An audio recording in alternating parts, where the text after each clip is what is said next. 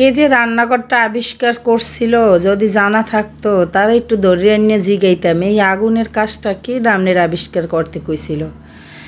Hello everyone, কেমন আছেন আমার কলিজার টুকরা ভাই বোন সবাই? কারণ লং ভিডিও আপলোড করার মতো কোনো সাহসই পাচ্ছি না। এখন বলতে পারেন কেন সাহস পাচ্ছি না, কারণ যে প্রচণ্ড গরম, কোনো মতে একটু রান্না করে তাড়াতাড়ি দৌড়, মানে রান্নাঘরে থাকার কোনো অবস্থাই নাই।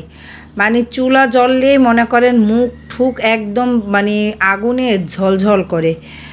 যাই হোক, রান্না করাই লাগবে, কারণ টাইম টু টাইম পেট কিন্তু মানবে না। যতই গরম হোক না কেন, কম আর বেশি কিছু না কিছু তো খেতেই হবে। আপনি না খান, আপনার সন্তান আছে, স্বামী আছে, পরিবারের অন্য অন্য সদস্যর জন্য হলেও কিছু না কিছু তো রান্না করতেই হবে।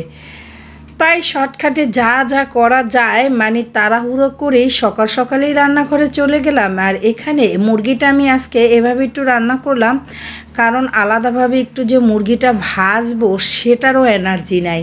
তাই পেঁয়াজের সাথেই মুরগিটাকে একটু হালকা ভেজে নিলাম। তার ভিতরেই মশলা, আদা বাটা, রসুন বাটা, যা যা মশলা দেওয়ার সব কিছু দিয়ে এখানে আমি পানি অ্যাড করে দিয়েছি।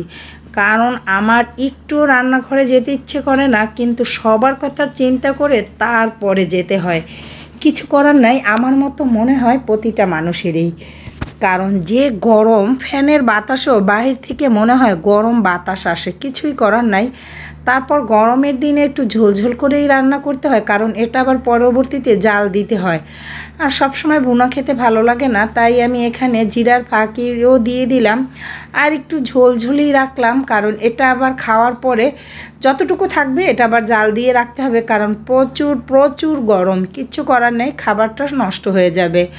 আর গরমের দিনে করল্লা ভাজি তো খেতেই হবে। করল্লা ভাজিটা অনেক মজা হয়েছিল আজকে, সেটা আর কি বলবো। দেখতে যেমন ইয়ামি হয়েছে, খেতে কিন্তু অনেক মজা হয়েছে। আমার কাছে এই গরমের দিনে করল্লা ভাজি দিয়ে ভাত খেতে পারি আলহামদুলিল্লাহ।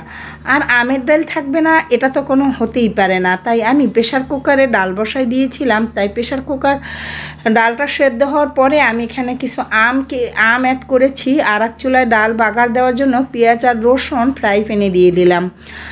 আর ডাল তো আমের ডাল না হলে অবশ্য ভালোও লাগে না, একটু টক, এই গরমের মধ্যে একটু টক টক খেতে কিন্তু সব কিছুই ভালো লাগে। আর প্রেশার কুকারে রান্না শেষে আমি কিন্তু অন্য একটা হাঁড়িতে সব কিছু বেড়ে নিব। আর এখানে বাগারটাও দিয়ে নিলাম, কারণ আমের ডাল একটু পাতলা পাতলা হলে বেশি ভালো লাগে।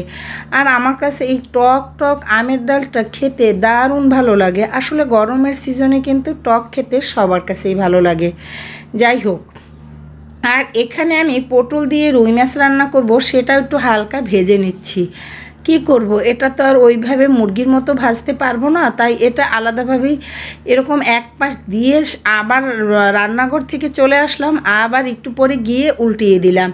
কিচ্ছু করার নাই, কারণ এভাবে করেই রান্না করতে হবে, কোনো মতে হলেই হলো আর কি।